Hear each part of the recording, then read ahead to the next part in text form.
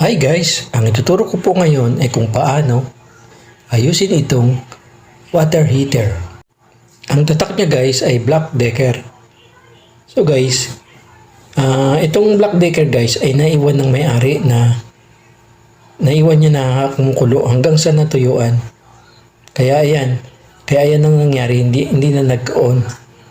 So check upin natin sa loob kung ano nangyari. Ito pala guys na Black Decker water heater.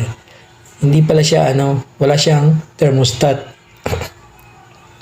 So ayan guys Kaya siya nasunog kasi wala siyang thermostat. Direkta siya nasunog ang kanyang konektor kasi napabayaan siya hanggang sa matuyo ang tubig. So hindi siya katulad ng mga kettle at saka ng rice cooker na may thermostat.